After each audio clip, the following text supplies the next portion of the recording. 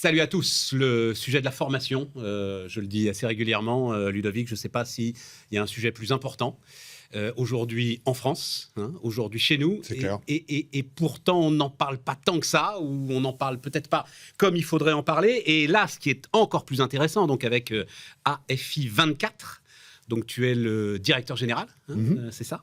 AFI, on dit, oui, voilà. Association pour la formation, donc AFI 24, oui. Là, on est sur l'apprentissage. On est sur l'apprentissage, effectivement. Et on est sur l'apprentissage dans des matières scientifiques, c'est-à-dire chimie, biologie, biotechnologie, physique. Absolument. Ça veut dire qu'on est sur l'apprentissage de haut potentiel, c'est des bacs plus beaucoup. Non, c'est justement ça l'intérêt de cet écosystème, c'est qu'on démarre au terminal bac professionnel. Donc on démarre post-bac. Mais qu'est-ce qu'on fait en chimie, biologie, biotechnologie et physique quand on est bac professionnel ? On apprend, il y a tous les métiers de la production. Aujourd'hui, dans le cadre de la réindustrialisation du pays qui est extrêmement importante, il nous faut des acteurs et des techniciens pour mettre en place les produits qui sont fabriqués. On ne fait pas que ça avec des ingénieurs. Il nous faut des opérateurs, des agents de production qui vont permettre la réalisation des différents produits dans les différents secteurs évoqués, santé, agroalimentaire, cimenterie. Voilà. Donc, et les thématiques scientifiques aujourd'hui sont éminemment importantes. Et on démarre, et c'est justement un des axes que... il est important de développer, c'est qu'il ne faut pas croire qu'on est à bac plus 18. Non. Ouais, c'est l'idée que j'avais. Notre offre de formation, elle démarre en terminal bac pro, et effectivement, il y a les différents cursus, donc on va pouvoir trouver les bacs, les BTS, les BUT, avec les IUT, les universités. On va trouver des licences, on va trouver des masters, on va trouver aussi des ingénieurs, mais l'offre de formation, et c'est tout l'écosystème qu'on a voulu créer depuis 30 ans, elle démarre au bac. Et c'est d'ailleurs un vrai problème, parce qu'il nous manque cruellement de candidats. On manque beaucoup de candidats aujourd'hui. Il n'y a pas assez de gamins aujourd'hui qui rentrent dans des filières. C'est-à-dire quand on se dit la filière scientifique, c'est pas pour moi. C'est-à-dire que la filière scientifique, malheureusement, dans notre pays, a plutôt été utilisée pour sectoriser les candidats et leur dire... Pour sélectionner les meilleurs.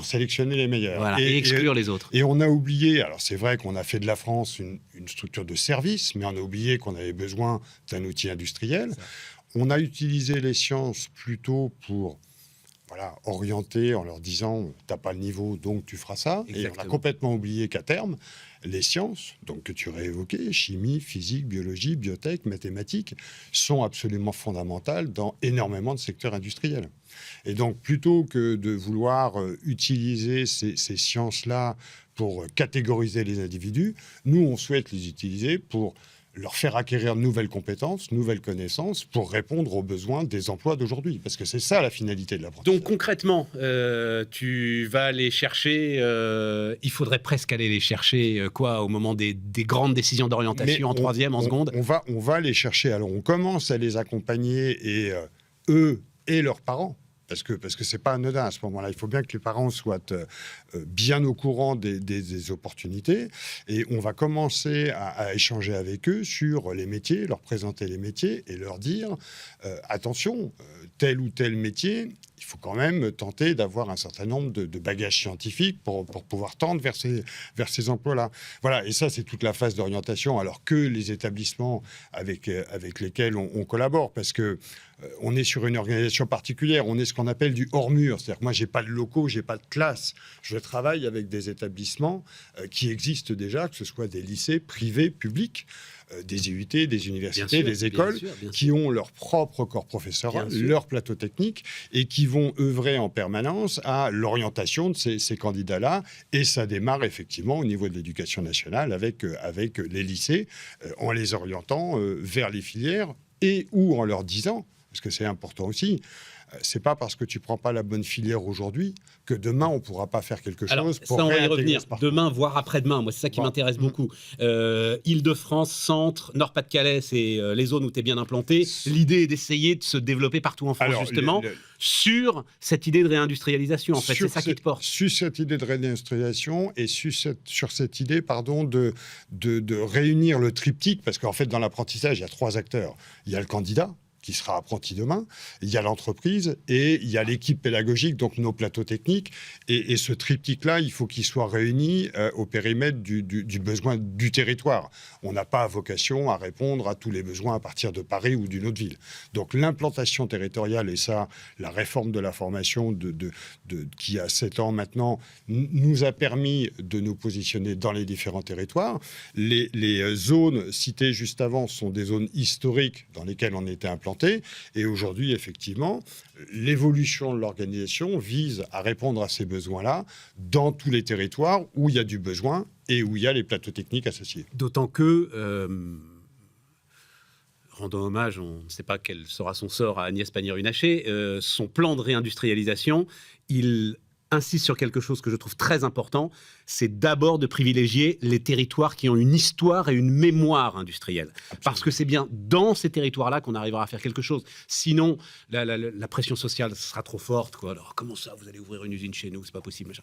C'est dans ces territoires-là qu'il faut aller. C'est dans ces territoires, et dans ces territoires, on le sait, il existe déjà des établissements, qu'ils soient privés ou publics, et Absolument. Surtout, ne réinventons pas la roue, appuyons-nous sur des établissements qui existent et faisons de telle sorte à ce que ces établissements permettent de mettre en place cette modalité qui est quand même particulière, qui s'appelle l'apprentissage, encore une fois, pour répondre aux besoins du territoire, tant des entreprises que des candidats et de leurs familles.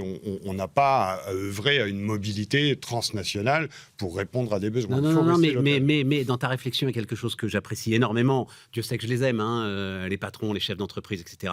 Mais l'idée que ce soit eux qui décident seuls des besoins est quelque chose, en fait, d'un tout petit peu effrayant et à courte vue. Et toi, tu insistes beaucoup sur l'idée que la formation, elle ne doit pas être monosecteur, que Absolument. Tu ne vas pas faire des robots capables de travailler pour les 3 ans qui viennent à la demande exacte de l'entreprise. C'est exactement ça, et ça fait partie complètement de la stratégie hors mur, et donc de s'appuyer sur des partenaires qui ont des diplômes qui sont entre guillemets qualifiés, et de faire de telle sorte à ce que ces diplômes répondent à une polydispersité de secteurs d'activité. Exactement. On n'a pas pour vocation à créer des cercueils à 10 places. Donc, c'est-à-dire, on commence à faire de telle sorte à ce que des candidats s'inscrivent dans des parcours, et puis au bout de 3 ans, pour telle ou telle raison, le secteur d'activité évolue de façon importante, et on a des jeunes candidats ou apprentis à ce moment-là qui se retrouvent avec une sectorisation qui est beaucoup trop faible. Exactement. Donc, le fait de s'appuyer sur des diplômes qui sont délivrés par l'Éducation nationale ou par le ministère de l'Enseignement supérieur et de la Recherche, font que ces diplômes, et on œuvre à ça, couvrent des secteurs d'activité extrêmement importants. Donc, une licence, par exemple, pour moi, doit pouvoir permettre de couvrir le domaine de la santé, dans le cadre de cette thématique, mais aussi de répondre aux problématiques de la métallurgie ou des cimentiers. Si on fait une licence en qualité, hygiène, sécurité, environnement, on n'a pas le droit de la sectoriser sur tel ou tel secteur d'activité. Donc ça permet aux candidats de s'inscrire dans un parcours en disant « j'ai plusieurs portes de sortie ». L'apprentissage, alors c'est presque plus que décollé d'ailleurs, il plane là, depuis maintenant 2 ans. Il y a cet objectif d'1 million de contrats d'apprentissage à signer. Est-ce que ça veut dire donc, clairement, du côté des entreprises, ça y est, on a compris tout l'intérêt qu'on pouvait avoir, mais tu as parlé des parents. Il n'y a pas si longtemps, en fait, l'apprentissage était vécu comme une voie de garage, comme un échec. Voilà.